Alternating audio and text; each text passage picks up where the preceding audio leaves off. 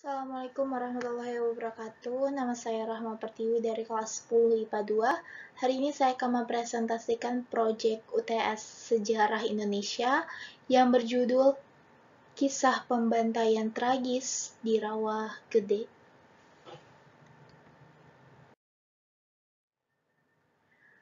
Kisah ini berceritakan awal mula di mana ada salah satu kapten yang berasal dari Indonesia, kapten yang sangat bersejarah bagi orang-orang Karawang Bekasi, yang bernama Kapten Lukas Kustario. Beliau adalah salah satu legenda dalam kisah pertempuran di jalur berdarah antara Karawang Bekasi 1945 sampai 1947.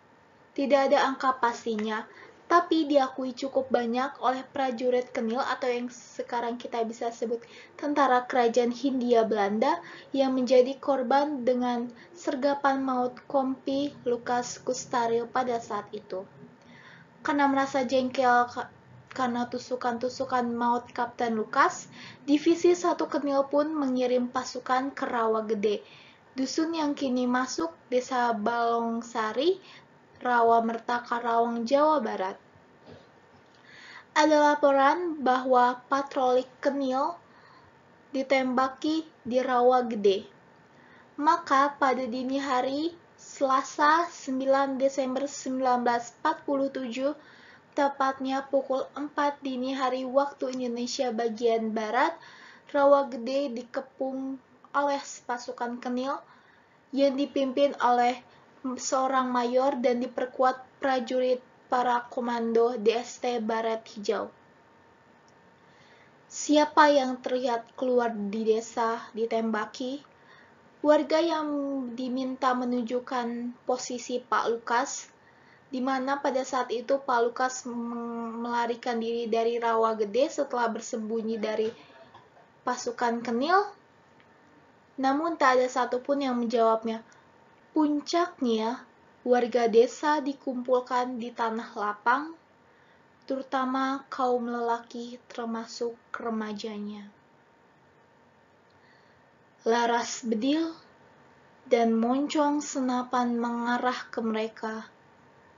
Lalu letusan bertubi-tubi terdengar dari subuh hingga sore hari.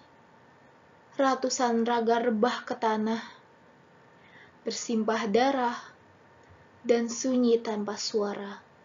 Pada saat itu, tentara militer Belanda membabi buta dengan menembaki 431 lelaki yang diantaranya masih remaja.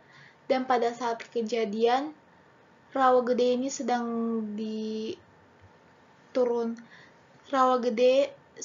turun hujan deras, di mana bisa kita bayangkan tanah Rawa Gede, genangan air hujan di Rawa Gede berubah menjadi genangan darah segar dan jasad-jasad yang tergeletak di tanah. Namun, banyak juga korban yang melarikan diri ke sungai untuk menyelamatkan nyawanya. Naas, mereka semua ketahuan oleh para pasukan Kenil. Selain itu, banyak juga korban eksekusi yang dibuang ke sungai sekitar. Para korban dimakamkan dengan alat seadanya, dan korban ditutupi jasanya memakai kain yang ada di rumah seperti spray, selimut, kain, atau apapun itu yang berwarna putih. Dan para perempuan-perempuan yang ditinggalkan oleh saudaranya, suaminya, anaknya, keluarganya yang memakamkan jasad-jasad mereka dengan keadaan yang sangat minim alat, apalagi pada saat itu masih tahun 1947, di mana masih segalanya terbatas, dan mereka pun benar-benar menggalinya. Yang penting jasadnya terkubur dengan baik walaupun belum layak, dan korban dikuburkan di samping rumah mereka masing-masing.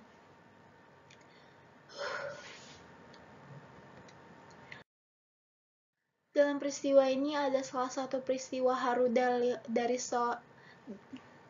seorang kakak beradik yang bernama Atung dan Abdul.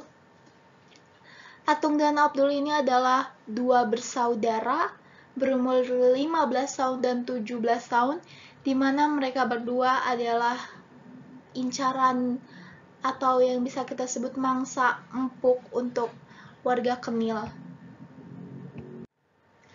Mereka berdua baru keluar dari rumahnya menuju rumahnya, dan mereka berdua melihat ada sekumpulan tentara Belanda, dan pada saat masuk rumahnya ia berkata kepada ayah ibunya, "Jika ada Belanda datang, jangan dibuka pintunya." Tidak beberapa lama, 3 Kenil datang dan menggedor secara paksa rumahnya, namun tidak ada yang membuka rumahnya. Dan pada saat itu juga 3 pasukan Kenil itu membakar hangus rumahnya. Dan semuanya berpencar. Ayah, ibu, serta Atung dan Abdul berpencar hingga akhirnya tidak beberapa lama ayahnya tewas ditembak. Dan Atung Abdul lari ke arah sungai, dan pada saat itu juga dia juga ditangkap oleh pasukan Kenil, dan dia ditanya, "Di mana Pak Lukas?" Tapi dia tidak menjawab. Akhirnya mereka berdua spontan berpelukan, dan mereka ditembak dalam keadaan berpelukan, kemudian dibuang di sungai. Sungai pada saat itu sedang dalam arus yang sangat deras.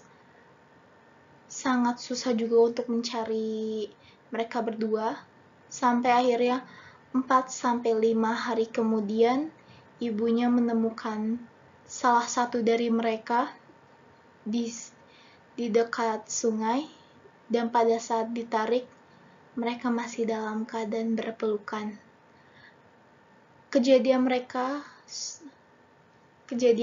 peristiwa yang mereka alami sampai dibuatkan patung monumen yang ada di Rawa Gede pada saat ini. Lalu pada tahun 2011, beberapa warga Indonesia mengajukan tragedi ini ke pengadilan atau mahkamah internasional, dan akhirnya dengan segala macam cara seperti pelanggaran HAM, dan tragedi ini pun bukan termasuk peperangan, tapi ini seperti pemberontakan, dan ternyata diakui juga oleh Belanda memang sudah melakukan hal tersebut. Dan Belanda sudah secara resmi meminta maaf kepada Indonesia. Akhirnya janda-janda dari korban-korban bahkan keluarganya mendapatkan kompensasi dari Belanda atau dari pemerintahan Belanda, dan datang ke Indonesia meminta maaf secara langsung kepada semua warga dan menabur bunga di atas pusaran makam korban. Sekian dari saya, kurang lebihnya mohon maaf. Wabillahi taufiq wal hidayah. Wassalamualaikum warahmatullahi wabarakatuh.